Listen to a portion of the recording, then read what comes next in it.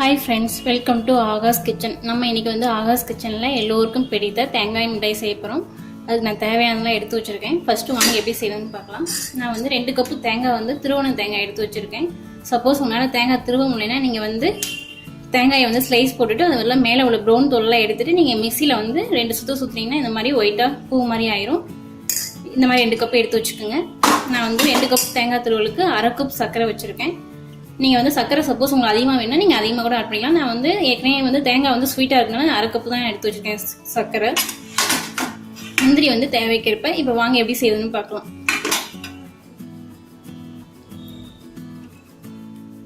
அடுப்புல ஒரு பேன் வச்சு ஹீட் பண்ணிக்கிங்க. ஹீட் பண்ணிட்டு நெய் ஆட் பண்ணிக்கலாம். 1 ஸ்பூன், 1 டேபிள் ஸ்பூன் நெய் ஆட் பண்ணிக்கிங்க.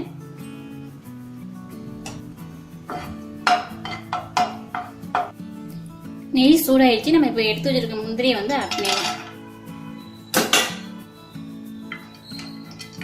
முந்திரி பருப்பு வந்து உடைச்சு ஆட் பண்ணுங்க. அப்போதான் வந்து தேங்காய் மிட்டாய்க்கு வந்து நல்லா செட் ஆகும். முழுசா ஆட் பண்ணாதீங்க. இது வந்து லைட் ப்ரௌனா வறுத்துக்குங்க போதும்.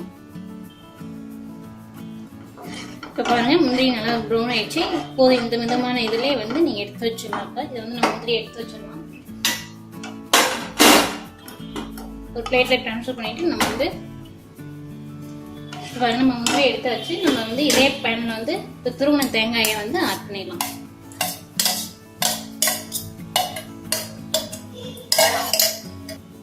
நம்ம வந்து எடுத்து வச்சிருக்க தேங்காய் எல்லாத்தையும் ஆட் பண்ணிட்டோம்.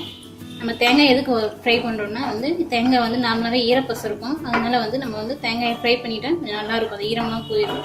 இது வந்து மிதமான சூட்ல 3 நிமிஷம் வந்து ஃப்ரை பண்ணுங்க. மிதமான சூட்ல ஃப்ரை பண்ணா போதும். மிக்ஸ் பண்ணிட்டே இருங்க. அடி பிடிக்காம பாத்துக்குங்க. ஏன்னா அடி பிடிச்சா கொஞ்சம் நல்லா இருக்காது. இது வந்து லைட் ப்ரௌனா வர வரைக்கும் எடுத்துடலாம். ரொம்ப ப்ரௌனா வர வேணாம். இந்த தேங்காய் மிட்டாய் வந்து கொஞ்சம் டேஸ்ட் மாறிடும். நீங்க லைட் ப்ரௌனா எடுத்துக்கோங்க. இப்போ பாருங்க தேங்காயில் உள்ள ஈரப்பதம்லாம் போயிடுச்சு. உள்ள இருக்கும் நல்லா ட்ரையாவே ஆயிடுச்சு. நம்ம வந்து இப்போ வந்து அடுப்பு ஆஃப் பண்ணி இதை எடுத்து வச்சிடலாம். தேங்காயை வந்து எடுத்து வச்சுட்டு நம்ம வந்து இப்போ சக்கரை பாவு ரெடி பண்ணலாம்.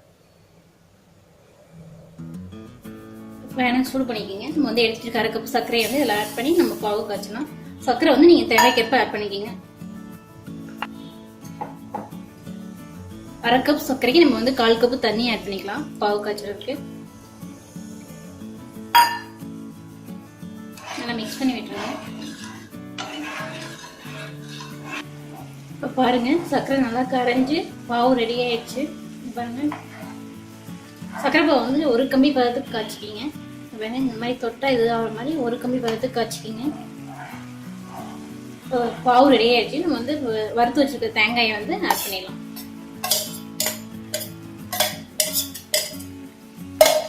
நல்லா மிக்ஸ் பண்ணி விடுங்க. மிக்ஸ் பண்ணிட்டே இருங்க மிதமான சூட்டில் வச்சு. தேங்காய் வந்து அடி பிடிக்காம பார்த்துக்குங்க. இப்படியே எல்லாத்தையும் நல்லா மிக்ஸ் பண்ணி விட்டுருங்க. எல்லாம் மிக்ஸ் ஆயிடுச்சு. நம்ம வந்து 1 டேபிள் ஸ்பூன் வந்து ஏலக்காய் பவுடர் ஆட் பண்ணிக்கலாம். நீங்க ஏலக்காய் பவுடர் வந்து நல்லா பொடியா பண்றதுக்கு வந்து நீங்க ஏலக்காயும் கொஞ்சம் சர்க்கரையும் போட்டு மிக்சியில வந்து அரைச்சிங்கன்னா நல்லா பவுடர் நைஸா வந்துடும். அது நல்லா டேஸ்டாகவும் இருக்கும், வாசமாகவும் இருக்கும். ஏலக்காய் வந்து அந்த தோல் வராமல் இருக்கும், யாருக்கும் வாயில போடாமல் இருக்கும். அதனால நீங்க வந்து கொஞ்சம் சர்க்கரை போட்டு மிக்சியில அரைச்சிக்கோங்க. நல்லா மிக்ஸ் ஆயிடுச்சு. நம்ம வந்து வறுத்து வச்சிருக்க முந்திரியை கொஞ்சம் ஆட் பண்ணிக்கலாம். கொஞ்சம் முந்திரி எடுத்து வச்சிருக்க நம்ம வந்து டெக்கரேட் பண்ணிக்கலாம். எல்லாத்தையும் நல்லா மிக்ஸ் பண்ணி விடுங்க. நம்ம இந்த ஸ்டேஜில் வந்து ஒரு 1/4 டேபிள் ஸ்பூன் வந்து நெய் ஆட் பண்ணிக்கலாம். நெய் எதுக்காகனா டேஸ்ட்டுக்காக தான், நல்லா இருக்கும். சப்போஸ் உங்களுக்கு தேவையில்லைன்னா நீங்க ஆட் பண்ண வேணாம். நான் டேஸ்ட்டுக்காக தான் ஆட் பண்றேன்.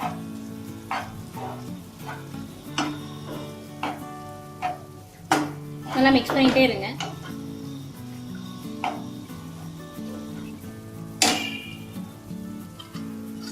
இது நம்ம வந்து ரெடி ஆகிட்டு ஒரு 1/4 டேபிள் நெய் எடுத்து ஒரு பிளேட்ல வந்து தடவி வச்சுக்கோங்க. இந்த மாதிரி நம்ம இதெல்லாம் வந்து பர்ஃபி எடுத்து வைக்க போறோம். அப்பதான் வந்து ஒட்டாம இருக்கும். ஸ்லைஸ் போடும்போது இந்த மாதிரி தடவி வச்சுக்கோங்க. பாருங்க எல்லாமே ஓரளவுக்கு நல்லா மிக்ஸ் ஆயிடுச்சு. சக்கரை பவுலாம் நல்லா ட்ரை ஆயிடுச்சு. நம்ம வந்து இந்த ஸ்டேஜில் வந்து அடுப்பு ஆஃப் பண்ணிடலாம். அடுப்பு ஆஃப் பண்ணிட்டு நெய் தடவின பிளேட்டுக்கு இதை வந்து ட்ரான்ஸ்ஃபர் பண்ணிடலாம். இந்த மாதிரி பிளேட்ல வந்து ட்ரான்ஸ்ஃபர் பண்ணி எடுத்து வச்சுக்கோங்க. எடுத்து வச்சு நம்ம வந்து இப்போ இதை ஸ்லைஸ் போட போகிறோம். நல்லா இது வந்து இப்படி நல்லா இது பண்ணிக்கிங்க. உங்களுக்கு வந்து எந்த ஷேப்பில் வேணாலும் நீங்கள் பிளேட் எடுத்துக்கோங்க. சூட்டோடயே இது பண்ணுங்கள். அப்போ தான் வந்து நம்ம வந்து ஸ்லைஸ் போட முடியும்.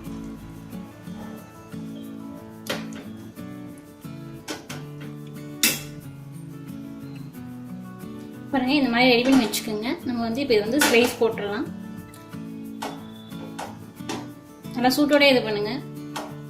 அப்போ தான் நம்மளுக்கு ஸ்லைஸ் நல்லா கரெக்டாக வரும்.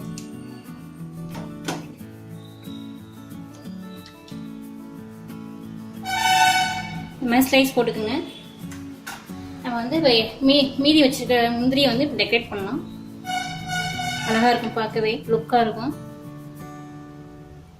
அப்போதான் வந்து பர்ஃபி பார்க்க நல்லா அழகாக இருக்கும், லுக்காகவும் இருக்கும். குழந்தைங்களும் நல்லா விரும்பி சாப்பிடுவாங்க. பார்க்கும்போதே வாவ் அழகாக இருக்கே அப்படின்னு. பாருங்கள், நம்ம வந்து தேங்காய் பர்ஃபி ரெடி ஆயிடுச்சு. நீங்களும் இந்த மாதிரி உங்கள் வீட்டில் செஞ்சு பாருங்கள். பாருங்கள் எவ்வளோ அழகாக இருக்குது பார்க்கும்போதே. நல்லா அழுத்தி வச்சுருங்க, அப்போ தான் நல்லா ஒட்டிக்கும், எடுக்காது.